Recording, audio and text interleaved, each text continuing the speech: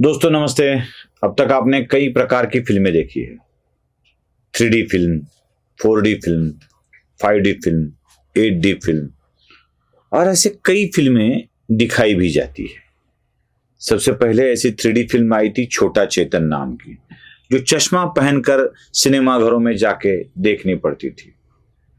जैसे फिल्मों की डायमेंशंस बढ़ने लगे, वैसे फिल्मों का मजा भी और बढ़ने लगा।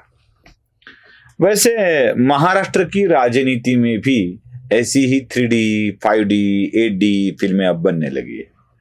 लेकिन ये डी वाली नहीं है। ये जो डी है, ये जो डायमेंशन है, ये जो 3 मितीय या 4 मितीय फिल्में बनती है, ये मिति का यम लगने लगा है। अब महाराष्ट्र की राजनीति में 3M वाली फिल्म बहुत ही जोरों पर चल रही है। स्वाभाविक है, राजनीति में अगर ये 3 मितीय फिल्म बनती है तो यह मिति जाति से संबंधित होती है, याति से संबंधित होती है। और ऐसी ही फिल्में आजकल बहुत बनने लगी है।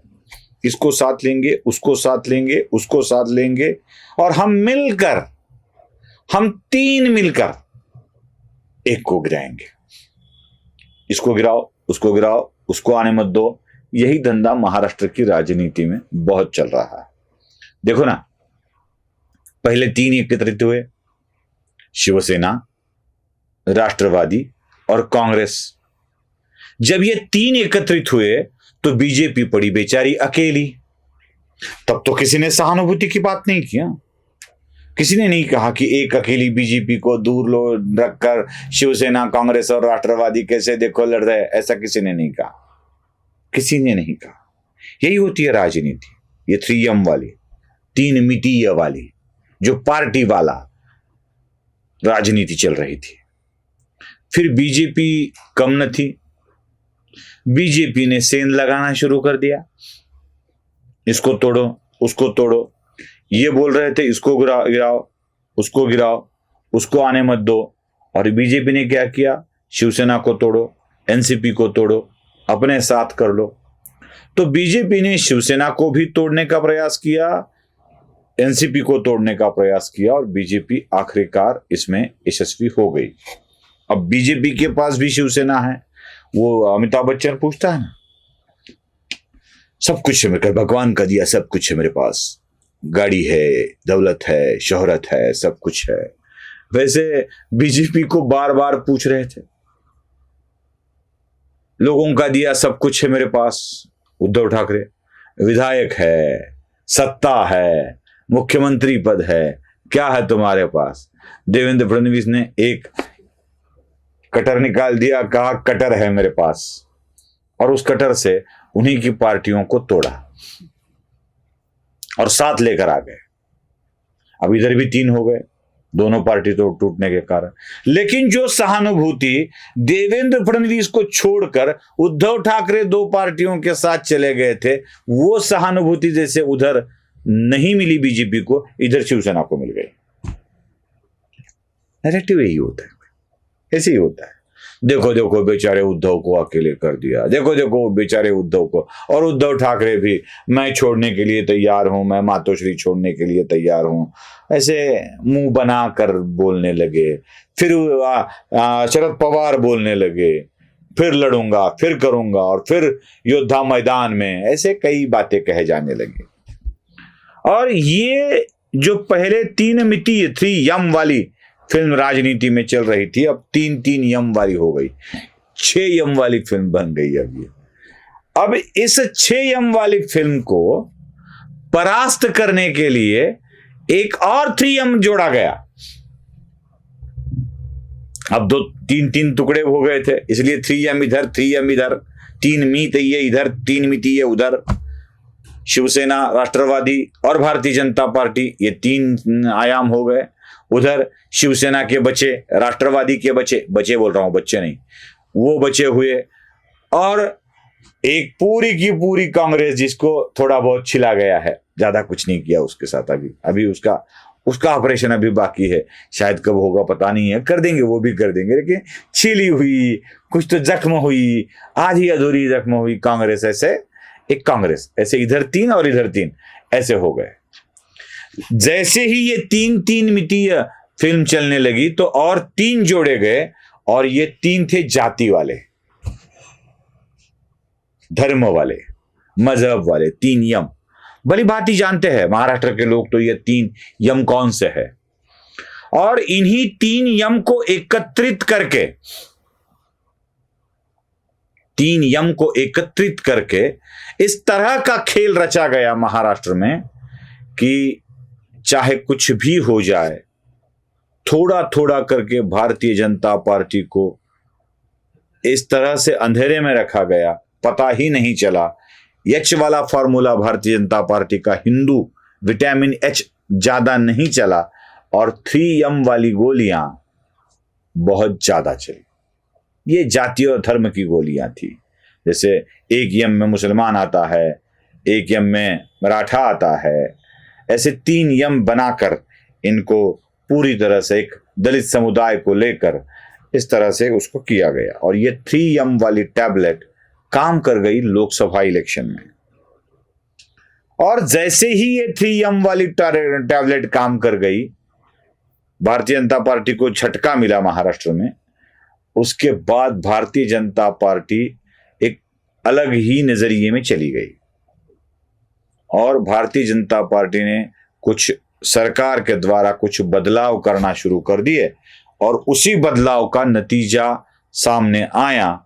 जो महाराष्ट्र में एक संस्था चलती थी बार्टी, उस बार्टी के अंदर अनुसूचित जाति के कई जातियों को सम्मिलित किया गया था, और ये बताया जा रहा था कि एक विशिष्ट जाति को ही इसका लाभ मिल पाता है, अनुसूचित जाति के अंदर आने वाले अन्य ज्ञाति समूहों को इसका लाभ नहीं मिलता है। तो बार्टी से थोड़ा सा हटकर आरटी की स्थापना की गई, जो अन्नाभाऊ साठे एक संस्था, उनके नाम से संशोधन वाली संस्था स्थापन कर दी गई। अब इसमें और एक परिवर्तन होने लगा। अनुसूचित जाति के अंदर जो बड़े समुदाय और भी है, वह भारतीय जनता पार्टी से अधिक जुड़ने लगे। और जैसे ही ये नया खेल शुरू हुआ, वैसे एक बड़े नेता प्रकाश आंबेडकर ने अजीत पवार को निमंत्रण दे डाला।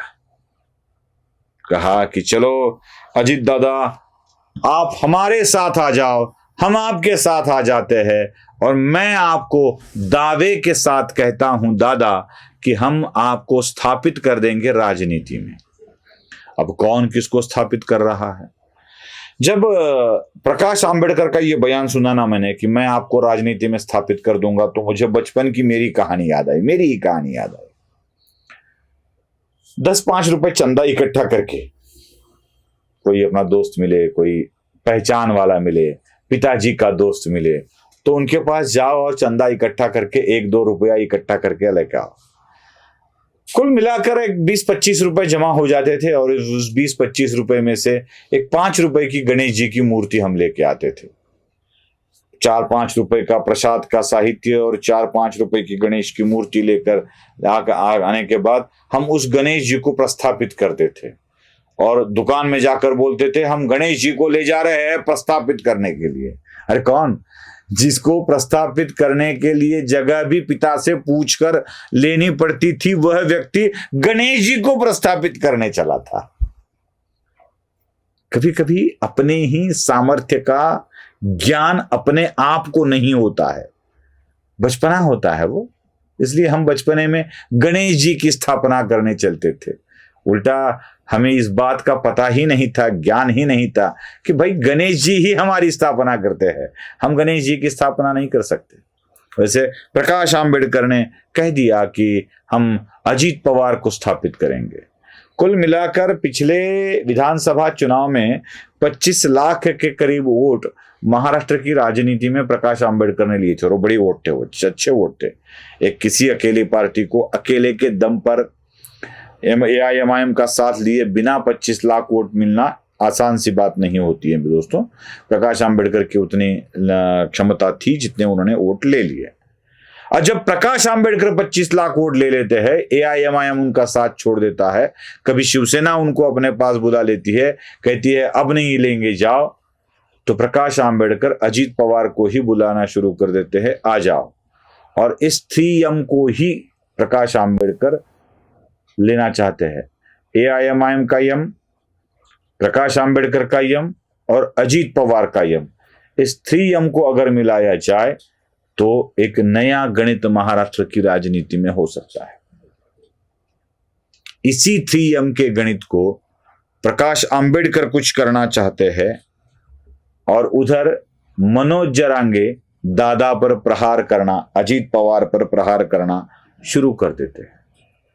जैसे ही प्रकाश आंबेडकर अजीत पवार को आमंत्रण देते हैं, मनोज जरांगे अजीत पवार पर भी टीका का आलोचना करने लगते हैं और प्रकाश आंबेडकर की बात वो पहले सुनते थे उन पर भी आलोचना शुरू कर देते हैं। मतलब ये 3M वाला पॉलिटिक्स मनोज जरांगे खेलना चाहते हैं, क्योंकि मनोज जरांगे अब तो पूरी तरह से पॉलिटिशियन बन गए हैं। मैं उनको अब तक मराठा आंदोलक समझता था, अब वो मराठा आंदोलक नहीं बचे हैं, वो पूरी तरह से अब पॉलिटिशियन बन गए, क्योंकि भारतीय जनता पार्टी को परास्त करना, किसी और गठबंधन को परास्त करना, यही उनका काम हो गया है। और उन्होंने जो खेल खेला था लोकसभा चुनाव में 3M वाला, ये खेल प्रकाश आंबेडकर अगर खेलने लगे तो मनोज जरांगे की पूरे के पूरे प्लानिंग को ध्वस्त करा सकता है। इसलिए मनोज जरांगे 3M के खेल को लेकर ही आगे बढ़ रहे हैं। वीडियो पसंद आया हो तो लाइक, शेयर और सब्सक्राइब जरूर कीजिए। धन्यवाद।